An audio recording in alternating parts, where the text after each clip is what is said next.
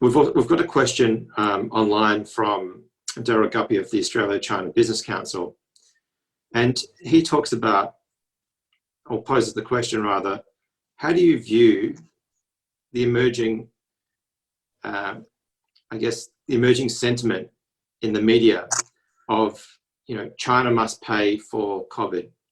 Mm-hmm. How do you see this narrative coming about in terms of US-China relations over time? What do you think it'll do? Mm.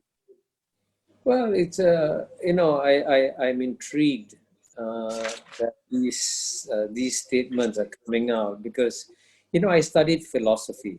And the one rule in philosophy is, if you are saying that X should do this, you're actually saying everybody should do it. You want to make it a universal rule. Mm. Now, consider the consequences if you make it a universal rule that if a country does damage to other countries, whether sort of intentionally or unintentionally, it must always compensate other countries. As you know, the 2008-2009 financial crisis began with the Lehman Brothers collapse in New York, right? Now, it did a tremendous amount of damage to many economies around the world.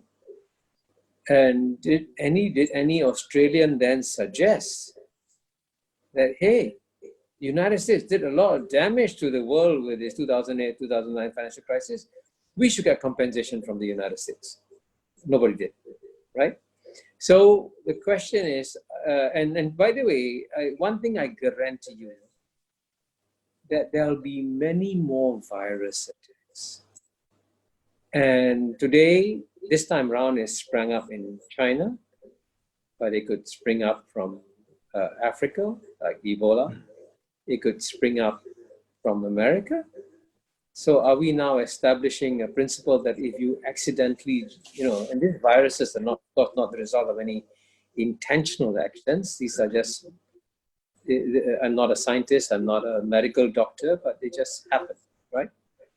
And what we should learn from this is that instead of being punitive to the countries that suffered it first, we should immediately help the countries that get affected first, because if we don't help them, we'll get affected by it. Now, we are actually very fortunate that at the end of the day, the Chinese, after their initial missteps, after their initial bungles, came down so hard, so tough, that they stopped it completely almost in China. And they took some very brave decisions, like locking up a province of 60 million people 2 days before Chinese New Year.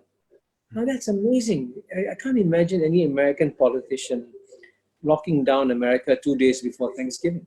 It's almost impossible because everybody wants to go home for Thanksgiving. But that's what China did. So let's be very clear and clinical about what China did many things wrong, but China also did many things right. And the people who say this is not just the World Health Organization. I recommend you read an open letter in the Lancet, which is a very prestigious British medical journal, a letter that's signed by thousands of professionals saying, hey, China did an amazing job, actually, to stop it in its tracks. So I think it's very important to be very fair and objective in our assessments of these things.